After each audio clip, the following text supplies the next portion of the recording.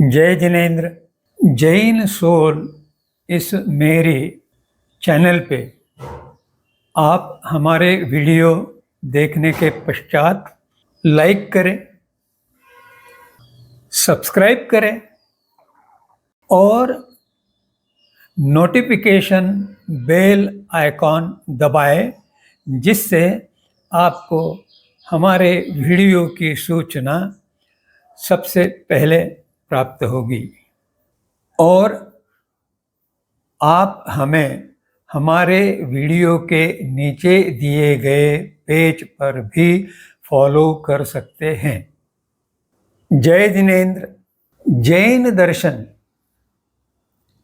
अस्तित्व को अनादि अनंत कहता है, अर्थात विश्व अनादि है, अर्थात उसका कोई प्रारंभ नहीं हुआ, वह है और वह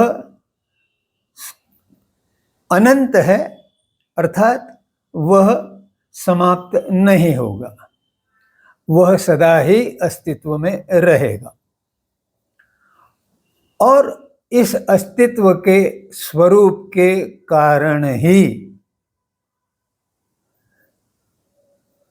भगवती सूत्र में एक बहुत ही उत्तम सूत्र बताया है, अस्थितम अस्तित्वे परिणमयी, अर्थात अस्तित्व से ही अस्तित्व का परिणमन है या परिणमन होता है। अगर अस्तित्व ही नहीं है तो परिणमन अर्थात परिवर्तन, बदलाव, चेंज नहीं होगा। तो यह जो सूत्र है वह बहुत गहन अर्थ लिए हुए है, क्योंकि अस्तित्व का निर्माण 6 द्रव्यों से हुआ है। यह हमने पहले बात की है। वे है जीव 1 और अजीव 5, कुल 6 जीव। अब जो जीव है वह चेतन है, उसी के कारण विश्व में सृष्टि का निर्माण हुआ है और उसी सृष्टि के कारण विश्व में जीव राशि का जीवन चलता है। और अजीव 5 है, वे अचेतन हैं, वे मूर्त और अमूर्त 2 प्रकार से हैं, जिसमें मूर्त जो है वह पुद्गल है, पदार्थ है, ऊर्जा है। पुद्गल जब मूर्त स्वरूप में आता है तब वह दिखाई देता है और यह अन्य द्रव्यों से भिन्न है।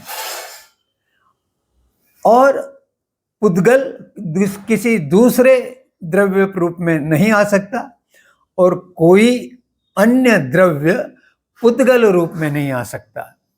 तो नियम क्या है?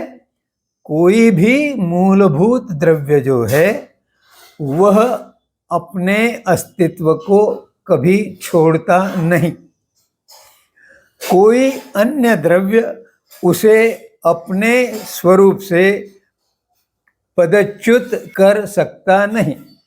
इस प्रकार द्रव्य शाश्वत है, 6 द्रव्य शाश्वत है, निरंतर है, अभंग है, अभग्न है। और अजीव 4 अमूर्त जो है द्रव्य, वे है आकाश, धर्म, अधर्म और काल। अब इन द्रव्यों का स्वरूप क्या है? तो जैन दर्शन में द्रव्यों का स्वरूप बहुत ही स्पष्ट, उत्तम और व्यापक स्वरूप में किया गया है। एक और आधुनिक वैज्ञानिक आर्थर एडिंगटन कहते हैं कि द्रव्य की व्याख्या करना असंभव सा है। अब आप देखिए, आधुनिक विज्ञान के पास कई सारे आधुनिक सूक्ष्म प्रकार के उपकरण हैं और उसी के आधार पे वह यह दंभ भरता है कि केवल आधुनिक विज्ञान ही सही है, क्योंकि उसके सिद्धांत प्रयोग द्वारा प्रमाणित होते हैं, जबकि वास्तव में यह है कि अनेक सिद्धांत बताए गए हैं वे अभी भी प्रयोगशाला द्वारा प्रमाणित नहीं हुए हैं, और दूसरे जो सिद्धांत प्रमाणित हुए हैं ऐसा कहा गया है वे सिद्धांत आगे के समय में बदले हैं और आज से आगे भी सिद्धांत बदलने की संभावनाएं हैं। इसलिए आधुनिक विज्ञान का वह दंभ, वह गर्व, वह दर्प बिल्कुल थोथा है, जबकि भगवान महावीर के जो उद्घोष है उसके लिए कहा जाता है कि भगवान महावीर के वक्तव्य संक्षिप्त है, सूत्रबद्ध है और वैज्ञानिक है, और यह बात हम द्रव्य स्वरूप के आधार से बहुत अच्छी पद्धति से समझा सकते हैं। इसमें कुल 5 गाथाएं या सूत्र आचार्य उमास्वाती द्वारा लिखे गए तत्वार्थ सूत्र में दिए गए हैं। उनमें से पहला सूत्र है उत्पाद व्यय द्रव्य युक्तम सत। अब यह बहुत बड़ा और गहन सूत्र है। अस्तित्व से ही अस्तित्व का परिणाम होता है, इसी सूत्र का यह आधार है। कोई भी द्रव्य ध्रुव है, अर्थात वह है किसी भी समय, वह नहीं है ऐसी स्थिति होती नहीं। वह सदा था, सदा है, सदा होगा। वर्तमान काल भूतकाल में था, वर्तमान काल में है और भविष्य काल में होगा। परंतु इस द्रव्य में पर्याय होते रहेंगे, परिणमन होते रहेंगे, बदलाव होते रहेंगे। बच्चा जन्मा, उसके पहले वह गर्भ था, जन्मने के पश्चात वह शिशु बन गया, शिशु बनने के पश्चात वह बालक बनेगा, बालक बनने के पश्चात वह किशोर बनेगा, किशोर बनने के पश्चात वह युवक बनेगा। इस प्रकार से उसमें परिणमन होते रहते हैं और फिर भी उसके भीतर जो मूल द्रव्य है वे नित्य है, निरंतर है, सदा रहने वाले हैं। इस प्रकार इस 3 स्थितियों से द्रव्य का स्वरूप बताया गया है। पर्याय का उत्पन्न होना, उस पर्याय का नाश होना और नया पर्याय निर्माण होना अर्थात व्यय, और इस परिणामों का मूलभूत जो आधार है वह उस द्रव्य की ध्रुवता है, अनंतता है, शाश्वतता है। यह मौलिक सूत्र है। अब इसमें जो सत शब्द का उपयोग किया गया है वह सत क्या है, यह दूसरे सूत्र में बताया गया है।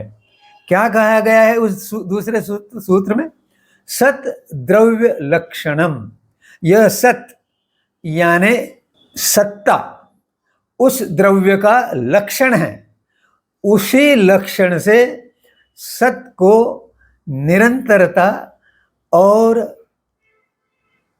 अखंडता प्राप्त होती है और इसी कारण उसे लक्षण कहा गया है।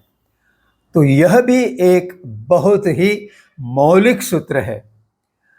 इस सत के कारण ही द्रव्य की स्वतंत्रता की व्याख्या की जा सकती है।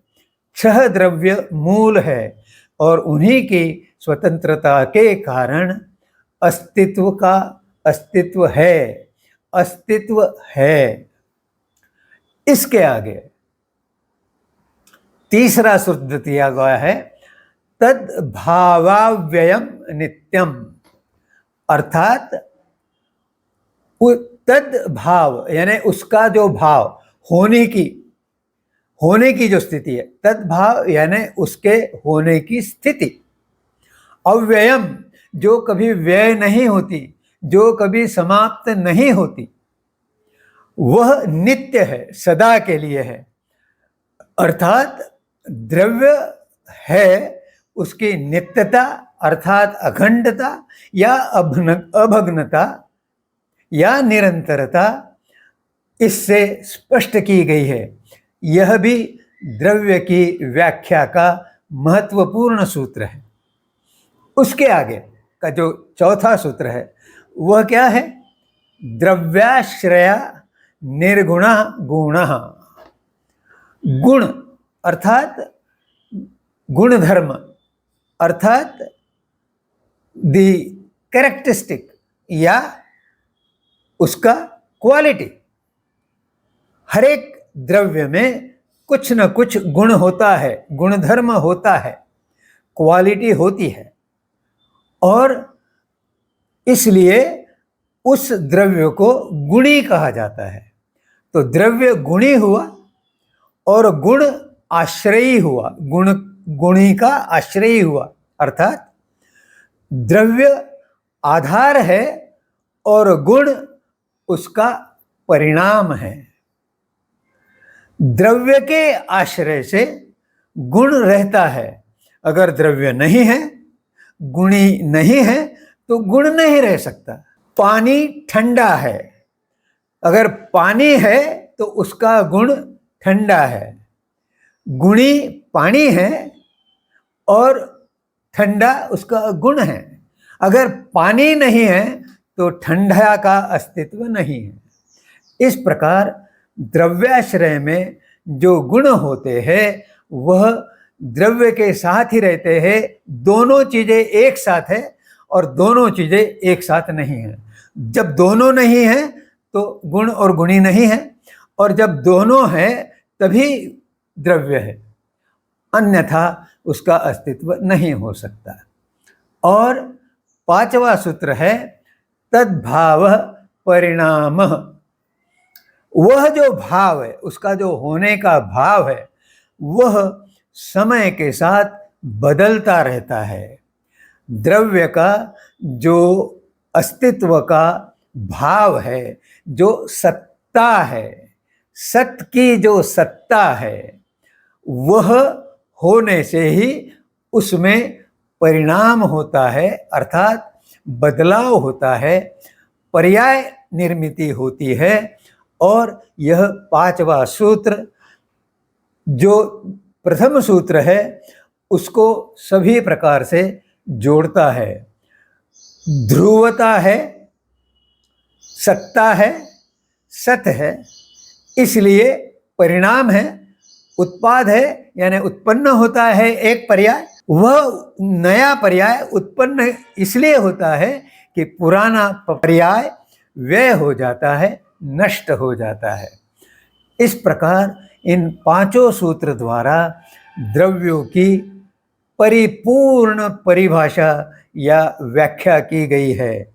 यहाँ दोबारा स्मरण करा दूं, एक अल्बर्ट आइंस्टाइन का समकालिक श्रेष्ठ वैज्ञानिक आर्थर एडिंगटन कहता है, द्रव्य की व्याख्या करना असंभव सा है। और जैन दर्शन में द्रव्य की परिपूर्ण और व्यापक व्याख्या की गई है। किसी और अन्य दर्शन में इस प्रकार द्रव्य की कल्पना और व्याख्या नहीं की गई है। यह भी एक जैन दर्शन की श्रेष्ठता एकमेयता, अद्वितीयता का लक्षण है। इस मौलिक स्पष्टीकरण के साथ आपसे आग्रहपूर्वक प्रार्थना है कि आपके मन में उठे प्रश्न इस स्लाइड के संबंध में हो या जैन दर्शन के किसी भी प्रश्न या शंका के संबंध में हो, कमेंट सेक्शन में अवश्य भेजें और मुझे उपकृत करें। जय जिनेंद्र।